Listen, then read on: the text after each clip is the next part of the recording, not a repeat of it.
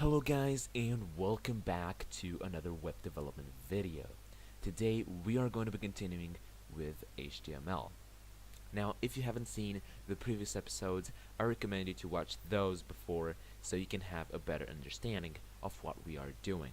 So without any further ado, let's get started.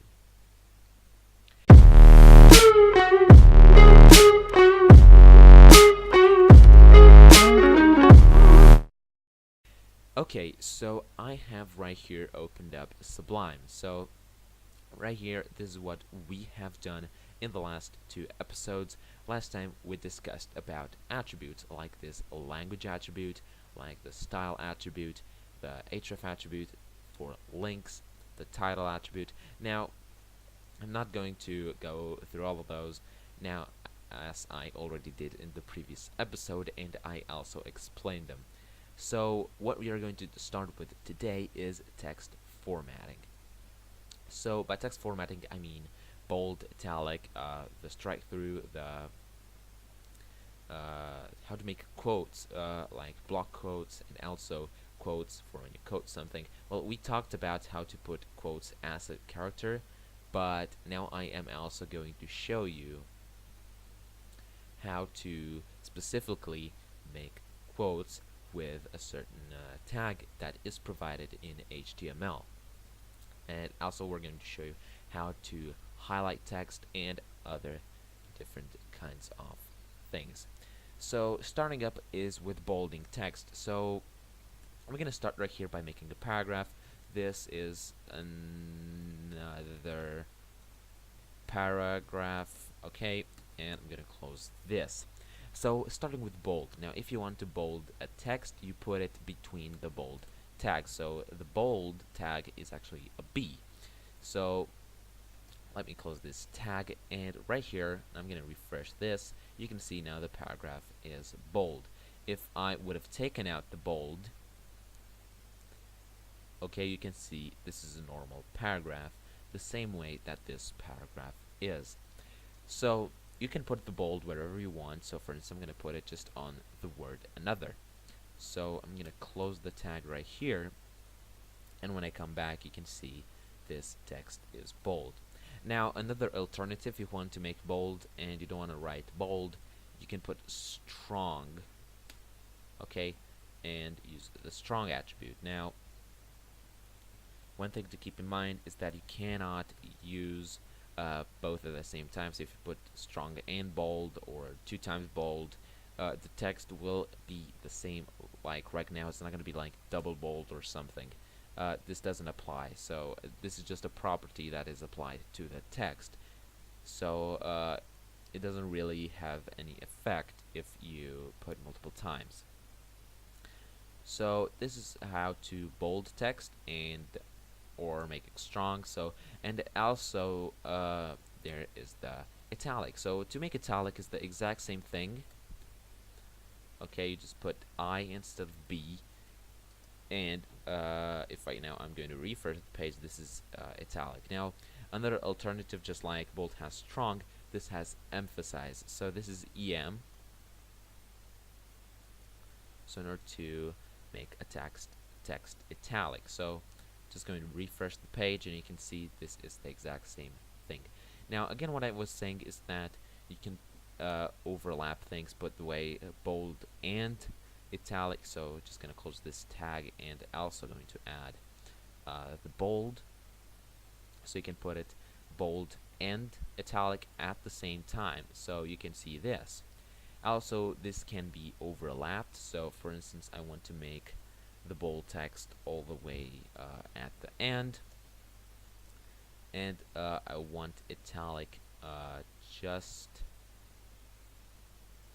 onto another. So yeah, this is actually how you do it. So you can just also take this tag and put it, let's say, like this. So let's say we are going to just cross these. So you can just mix them up, and you can see now is also in italic.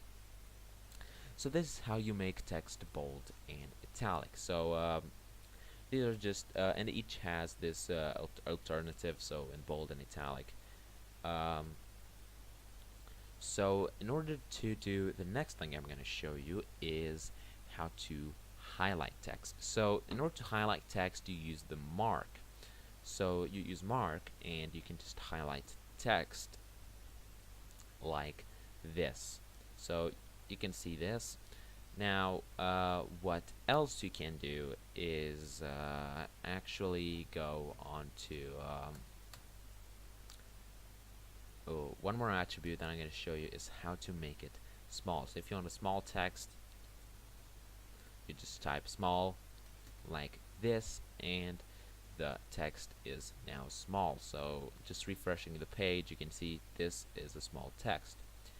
Now what if you want the strike-through effect? So if you have a text and you want a line between, let's say, to just have a line through another, so you just put the del, so the delete, basically that's how they call it. So you can see this strike-through effect right here. Another thing that is used is exponents. So if you want an exponent, or you might want to number things, you can put superscript and subscript. So let's start with superscript, which will make this an exponent. So let's go to put it a superscript. Okay, and now you can see this is like an exponent right here. So let me just take out this space, and right now you can see. So this can be actually used to do things like powers, let's say like that. So you can see that, or if you want to just number things, let's say you want to you just put sub instead of a sup. Okay, you put sub. This is x1, and now I'm gonna put x2. So so you can have like this. So if you want like multiple numbers, so this is how you use subscript and superscript. Now one more thing that can be done is the quotes. So if you want to quote things to make, let's say, a short quote like this, you put Q as a tag, and this is a quote. So this text is quoted. Now if you want to make a block quote, so you want to make to quote something, so this is a block quote.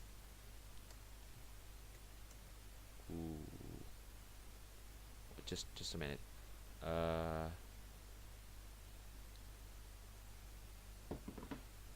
Quote. I think it's right. Well, I'm not a native English speaker, so I guess it's right.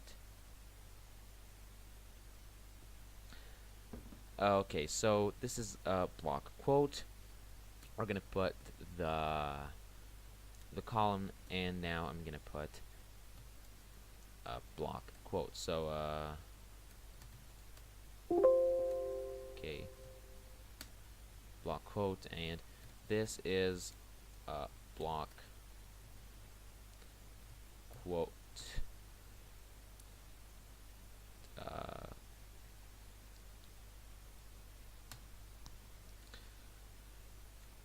Containing information. Okay, so let's do this. So now you can see we have a block quote. So just to show you it's a block, so I'm going to put the break. So I'm going to make multiple lines.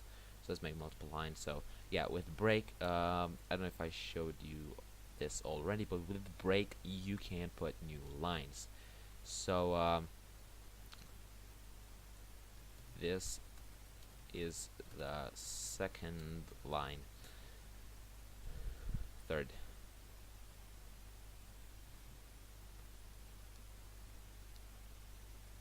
Okay, so you can see this is how you make basically a block quote. Now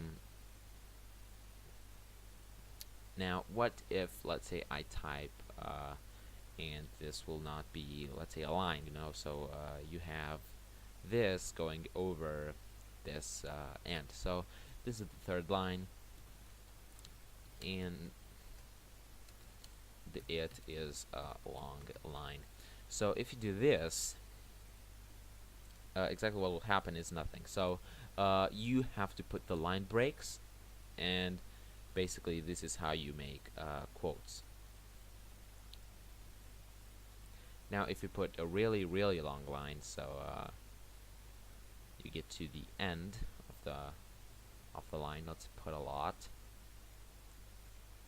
you can see it just ends the line automatically if you get too far. So you get really too far, it's going to just automatically put a line break. And this line breaking, you can see it's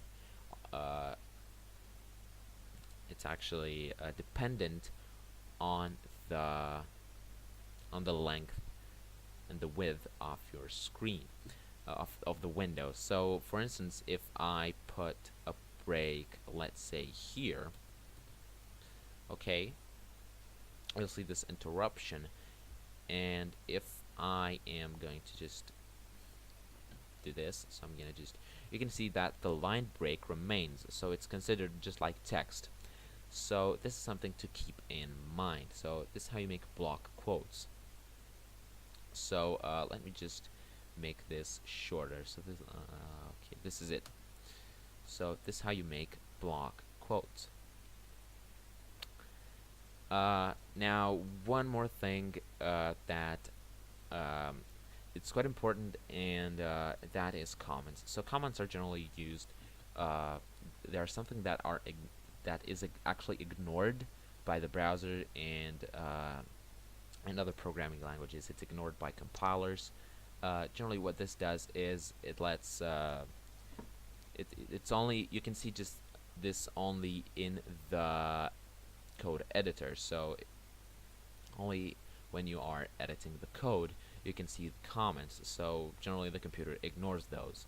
So this is used generally as a point of reference. So in a program, if you just look back, you know what each line does, because mostly if you write long codes, you're going to forget what each line does and the way you thought it in that moment. So to remember, you put comments. So this is a comment, and it is ignored by the browser. So if I put this comment right here that I put to reference myself to see this is a comment, and it is at the line with the fourth heading. So if you do this and you go right now right here, you can see that the page doesn't change. So this is something that only you can see right here. So only you can see this when you're editing the code, and this is again used just as a point of reference for who writes the code. And when you go back, it's actually quite important to know what each line does, because again, you generally forget what you did at that exact moment if you don't use that thinking, or it's not a general algorithm that you use very often. So in HTML, it's going to be rarely used because this is just display information. So I'm gonna let this comment right here. Okay, so with this, guys, we are going to end this episode. If you enjoy it, don't forget to give it a thumbs up. If you want to see more, click that subscribe button, and see you next time on HowToIT.